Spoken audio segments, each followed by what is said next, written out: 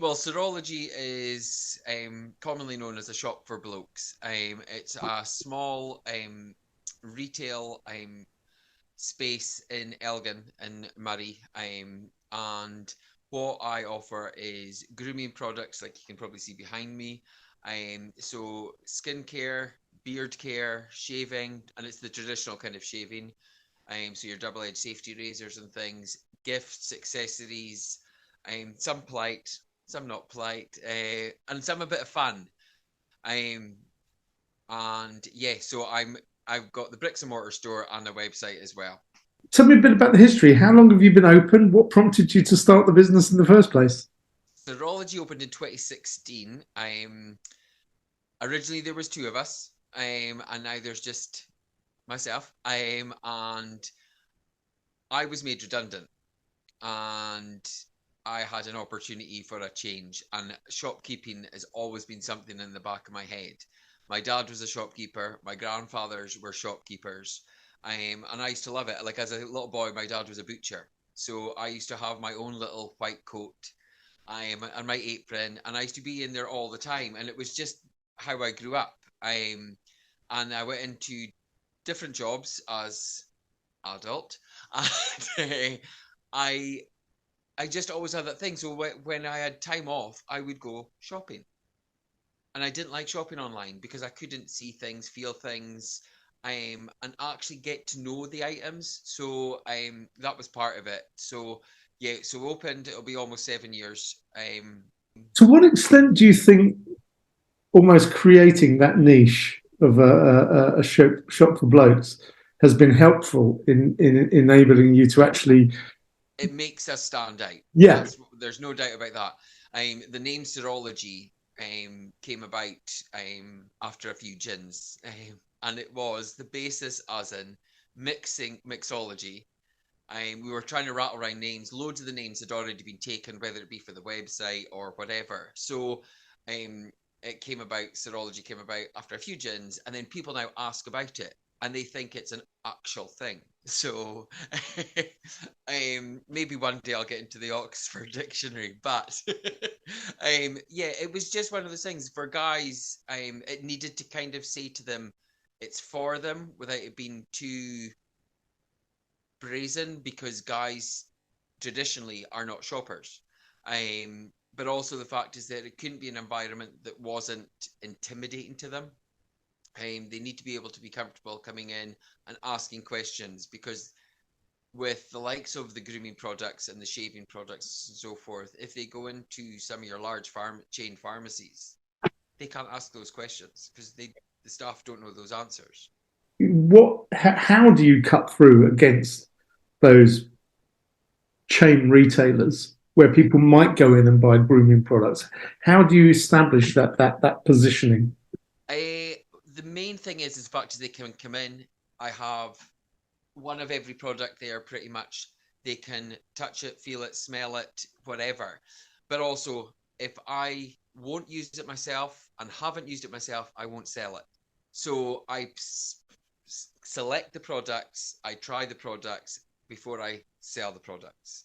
Whereas your massive chains don't care. They look at the profit margin and they go, thanks very much. But what the likes of a large pharmacy down the road can't offer is me and my knowledge and my experience. I have people that I trust with their opinions and so forth that will try products for me. And I'm not just talking wash your face once and use it once. They'll try it till it's run out, or maybe Yeah. a couple of months in, just so I get a genuine, honest feedback about it. And that comes down to the pricing, that comes down to the product appearance, but most of all, how it works and what it does. So you're not only are you targeting obviously local shoppers, but you're targeting a very distinct demographic in that local shopper, which is the man or the men. What works for you? What has worked for you? What is working for you in terms of promoting the business? Social media is massive, and many people worry when they don't see me first thing of a morning promoting something. So every morning I post. It's a way I've got to do it. It's got to be that continual thing. for obviously hitting your numbers and getting the reach out as big as possible. But also the fact is that people wake up and the first thing they do is look on their phones. The choice is do they see you, or do they see a website, like a massive website that sells everything under the sun, um, and that can get it delivered the next day. Well, actually, what I want to try and do is get in there beforehand and say, come up the street, or you can click and collect, or you can order and I can get it posted out to you, but you can pick from me too. And it's really difficult. And sometimes you kind of feel like you're doing the same thing over and over. Um, but you have to.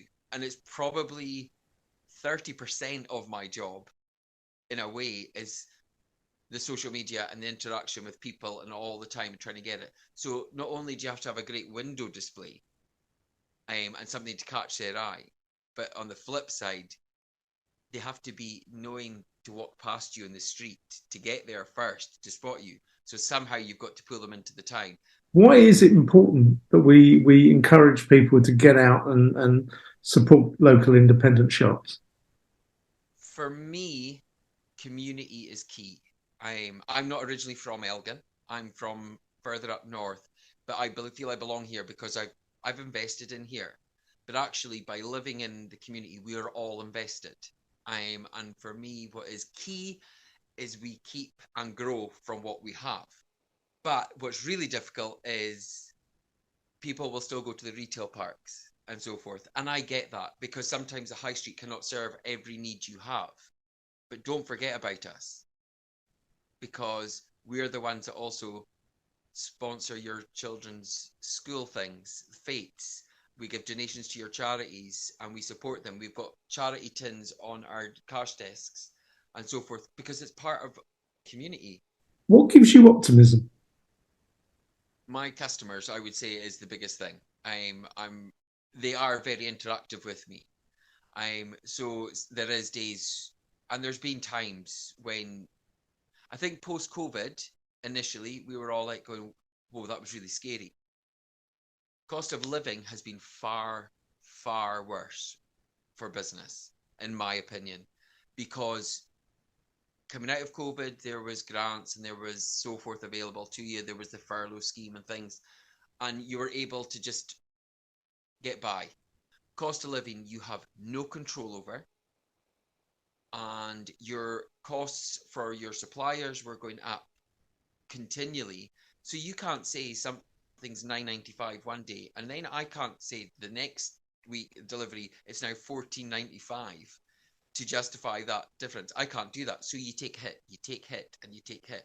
But when you wake up every day and somebody sends you a message saying, love seeing your smiley face, thanks for that gift. Oh my goodness, I had that from yours and it was amazing. That's why you do it. If people are watching this and they want to find you, they want to find you online, they want to find you on social media, where do we go? How do we find Sirology? Well, Sirology is I'm online at www.sirology.com. I am on Facebook under Sirology. I am on Instagram under Sirology Limited Ltd. I am on TikTok, but they're not very professional. And yeah, and I'm here at 40 Batchton Street in Elgin. But yeah, I'm literally everywhere I can be.